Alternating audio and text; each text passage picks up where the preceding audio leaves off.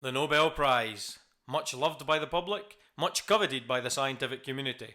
Just yesterday, the winners of the Prize for Physics 2019 were announced, and the field that I'm most passionate about, extrasolar planets, was jointly awarded the medal this year with cosmology. So let's take a look at the reasons why Professors Mayor and Queloz were awarded the prize this year for their fantastic discovery of the planet orbiting the star 51 Pegasi. Science violation. News flash.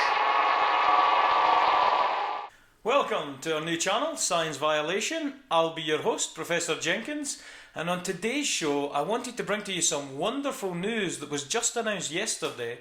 The Nobel Prize for Physics 2019 goes to three professors, James Peebles, Michel Mayor and Queloz, for their contributions to our understanding of the evolution of the universe and Earth's place in the cosmos. Now, I don't want to take anything away from Professor Peebles, but I'm particularly excited that this year the field that I work in, extrasolar planets, has been recognised with this illustrious award, the grandest in all of science. But before we delve into this exciting news, I want to bring you some background on our channel Science Violation. In particular in this video, which was only initiated due to this unexpected result.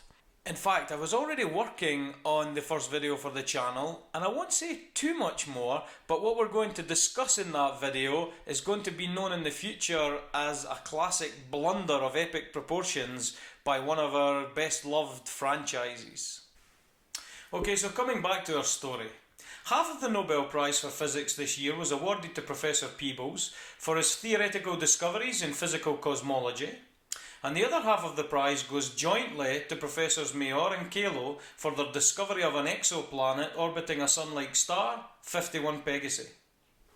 Firstly, I would like to raise a glass in celebration to these three dedicated scientists for their contributions to their respective fields.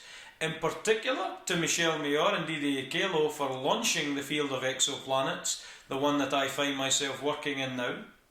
I remember back in 1995 when I read about the discovery of 51 Pegasi b. I was in my bath at the time reading my subscriptions to Astronomy Now and Sky and Telescope magazines. And at that time I was a young teenager trying to find out what I wanted to do for the rest of my life.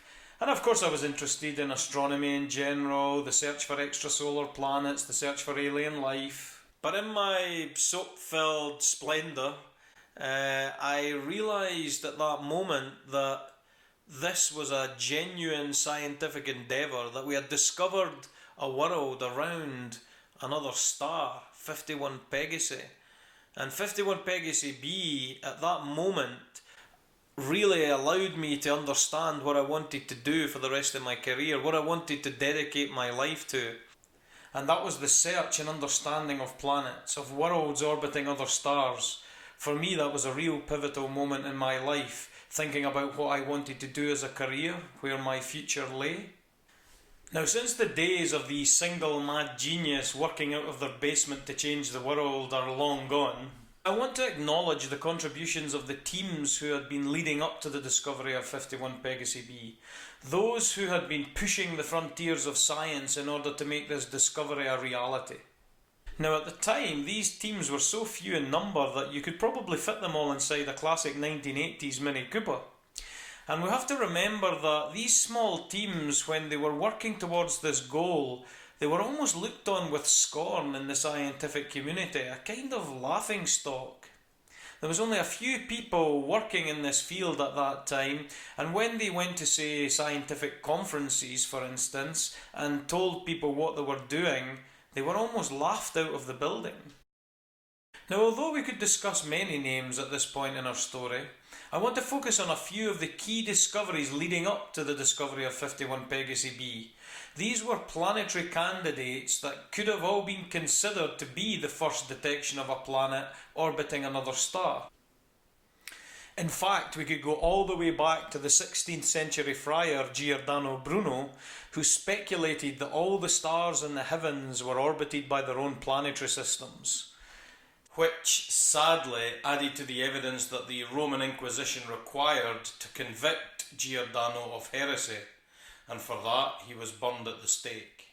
Bruno is now seen the world over as an inspiration to free and critical thinkers, concepts that this channel wants to uphold. In a future video, maybe we will look at those early days, and in particular the engineers that designed the instruments, for instance, that made these discoveries possible. So on the 15th of August 1988, a team of astronomers led by Bruce Campbell at the University of Victoria in Canada published a paper using their new method for measuring the velocity of stars in space, the velocity towards us and away from us. Now this wobble occurs due to the gentle pull of the star by the planet, the gentle gravitational tug as the planet moves around its orbit, causing the star to also orbit a common centre of mass. Now we can measure that movement towards us and away from us, and subsequently this method is called the radial velocity technique or the Doppler wobble technique. What Campbell's team were able to do was to use something called a hydrogen fluoride gas cell and place it in front of the instrument called the spectrograph that they were using to measure the Doppler velocities, and they could measure stars with velocities of only 10 to 20 meters per second or so, which was a huge jump considering before and prior we were looking at precisions of hundreds of meters per second. Erring on the side of caution here meant that they were assuming that the trend they saw in the data was due either to a small star or a brown dwarf. Brown dwarfs are the missing link between stars and planets, not massive enough to fuse hydrogen in their cores like stars, yet massive enough that they can fuse lighter elements like deuterium, things that planets cannot do. Others speculated on the reality of the signal also, stellar or substellar. Well, it turns out they had actually discovered a giant planet on a long period orbit around the star Gamma Cephei. In 2003, a team led by Hatzes and containing Bruce Campbell was able to show that the object had a minimum mass of only a few times that of Jupiter and orbits the star every 2.5 years more or less. Now Gamma Cephei is a giant star, very different from the Sun, but only the following year, on the 4th of May 1989, a team led by Harvard astronomer Dave Latham found a signal originating from the star HD 114762, which they again attributed to the presence of a probable brown dwarf. Now again, subsequent follow-up revealed this to be a genuine exoplanet candidate detection. And this star is much more similar to the Sun when compared to, say, Gamma Cephei, for instance. Also, this team had mapped the full orbit of the companion, and they found that it had a minimum mass of around 11 times that of Jupiter. Now that's right at the upper boundary of the planets, at the brown dwarf planet boundary, and this in itself was a very interesting discovery.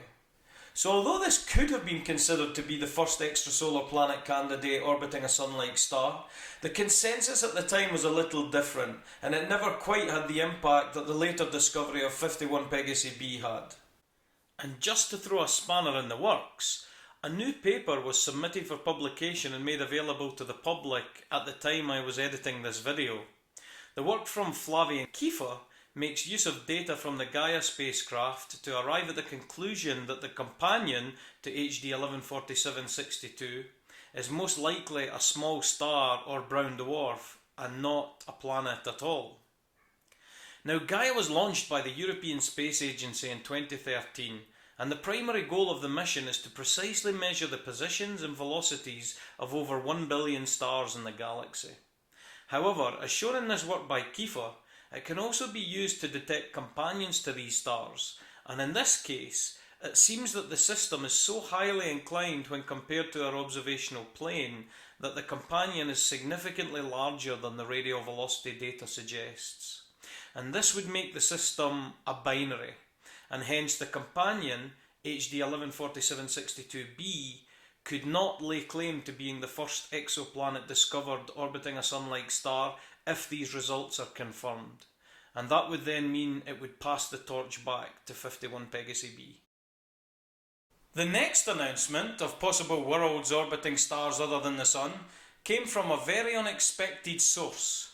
The radio astronomers Alex Walshan and Dale Frail announced a low-mass planetary system orbiting the dead star PSR 1257 plus 12.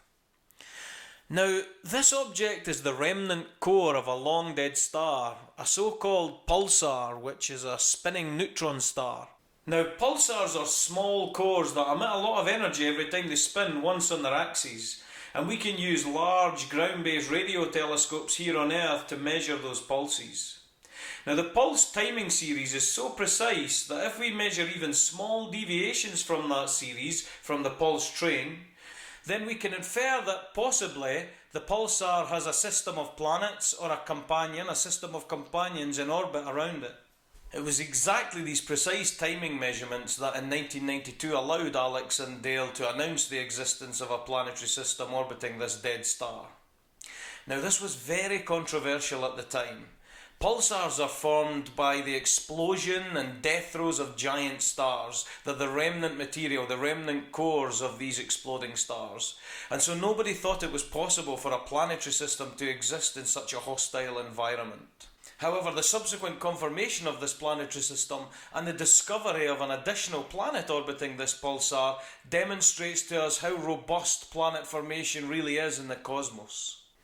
Now, coming back to the radio velocity method, the team of Artie Hatzes and Bill Cochran in 1993 published a paper on the 10th of August showing velocity signals from 3 giant stars, and one of those, the well-known star Pollux in the Gemini constellation, had a signal that also turned out to be a planet. At the time, they also hedged their bets, claiming this to be likely a stellar companion, but subsequent observations revealed that the companion likely has a mass of around a few times that of Jupiter, and it's a genuine planet candidate. Which brings us back to 1995 and the discovery that started it all, that started the mad rush. The first confirmed extrasolar planet, made using the Elodie spectrograph at the Observatoire des Hauts-de-Provence in France. Mayor and Queloz announced the planet on October 6, 1995 at the Cool Stars Conference Series in Italy, and the paper was published in the Nature magazine on the 23rd of November 1995.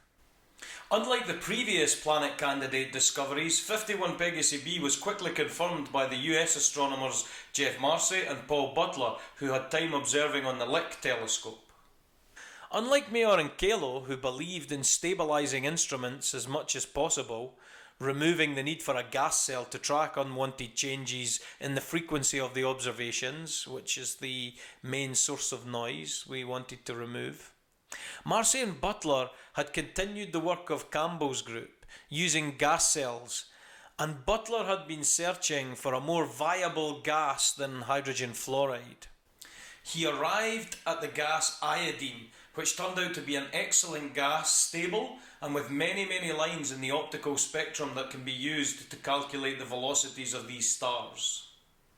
So within a couple of weeks they were able to confirm the reality of the planet, and with this independent confirmation, the rest is history. Now, the plot you see here are the observations made by Marcy and Butler whilst confirming the planet, and contrary to what was shown in the official Nobel announcement, is not the observations made by Mayor and Queloz. It's interesting to note that Marcy and Butler never had the computing power to analyse the data quickly that they were taking at the telescope. In fact, it wasn't until after the discovery of 51 Pegasi b that they were awarded a computer bank that allowed them to do this quick analysis. And lo and behold, they found a number of planetary systems that were hiding in their data for a few years prior to the discovery of 51 Pegasi b. In particular, the planet orbiting the star Cephei Virginis. So in regards to those that came before and those that came after, I will again say cheers, keep up the good work. So I want to close by saying that the discovery of 51 Pegasi b is not pivotal because it gave rise to the Nobel Prize. It's pivotal because it gave rise to a generation of young thinkers who had a mission and a goal to dedicate their lives to. It gave them a drive to understand our place in the cosmos and to understand the population of planets orbiting other stars. And it also showed us that our solar system was likely just one of many, our planet just a grain of sand in an almost endless cosmic beach.